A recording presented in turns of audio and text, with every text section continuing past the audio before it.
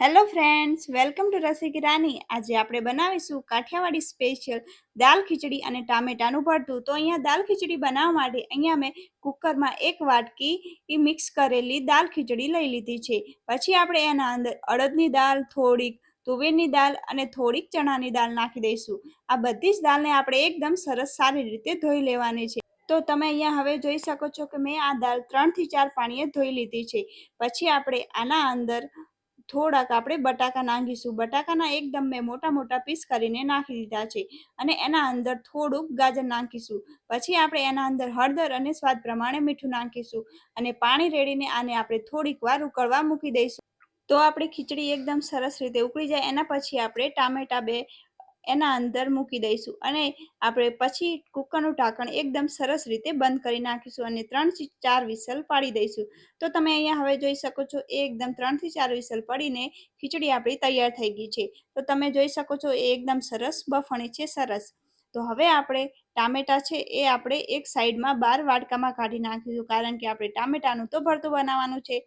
તો હવે આપણે અહીંયા મેં 2 ટામેટા સાઈડમાં કાઢી નાખ્યા છે અને અહીંયા હું ખીચડી ચેક કરું છું તો એ એકદમ સરસ સારી રીતે બફાઈ ગઈ છે. તો હવે આપણે ખીચડીને થોડીક વાર સાઈડમાં મૂકી દઈશું અને અહીંયા આપણે ટામેટાનું ભરતું બનાવી દઈશું. તો અહીંયા મેં 2 ટામેટા લઈ લીધા છે. આપણા ટામેટા એકદમ સરસ સારી રીતે બફાઈ ગયા છે. તો હવે એને આપણે આ રીતે સરસ મિક્સ કરી નાખીશું. પછી આપણે એક પેન લઈ લઈશું. પેનના અંદર થોડુંક તેલ રેડીશું. એના અંદર તેલ એકદમ સરસ ગરમ થઈ જાય એના પછી રાઈ અને જીરું નાખીશું. એકદમ સરસ સારી રીતે ફૂટી જાય એના પછી હિંગ નાખીશું અને લસણની કળી નાખીશું. પછી આપણે થોડીક ડુંગળી નાખીશું, ઝીણી કટ કરેલી. એ બધી જ વસ્તુને આપણે એકદમ સરસ સારી રીતે મિક્સ કરવાનું છે. આપણે ડુંગળીને થોડીક વાર માટે ચડવા દઈશું અને પછી એના અંદર મરચાં નાખીશું. મરચાંને પણ આપણે એકદમ સરસ સારી રીતે મિક્સ કરી નાખીશું અને પછી જે આપણે ટામેટા એકદમ મેશ કર્યા હતા એ એના અંદર નાખી દઈશું અને ટામેટાને આપણે ઘણીક વાર ચડવા નથી દેવાના, કારણ કે આપણા ટામેટા તો એકદમ સરસ ચડેલા જ છે. પછી આપણે એના અંદર મસાલા કરીશું. તો એના અંદર હું ધાણા જીરું પાવડર, સ્વાદ પ્રમાણે મીઠું, મરચાં અને હળદર નાખી દીધી છે. એ બધી જ વસ્તુને એકદમ સરસ રીતે મિક્સ કરી નાખીશું. તો તમે અહીંયા હવે જોઈ શકો છો આપણું ભરતું એકદમ સરસ બનીને તૈયાર છે. તો હવે આપણે એના અંદર લીંબુ નાખીશું. ટામેટાનું ભરતું તો ખાટું હોય જ છે, પણ એના અંદર લીંબુ નાખવાથી એકદમ સરસ ટેસ્ટ આવે છે અને એકદમ ખટાશ હોય એટલે ખાવામાં પણ ચટાકેદાર લાગે છે. તો હવે આપણું ભરતું એકદમ સરસ ચટાકેદાર તૈયાર છે. તો હવે આપણે અહીંયા બીજી સાઈડમાં ખીચડી વઘારશું. તો એના માટે અહીંયા મેં થોડુંક તેલ લઈ લીધું છે. તેલ એકદમ સરસ ગરમ થઈ જાય એના પછી રાઈ, જીરું અને લીમડાના પાન નાખી દીધા છે.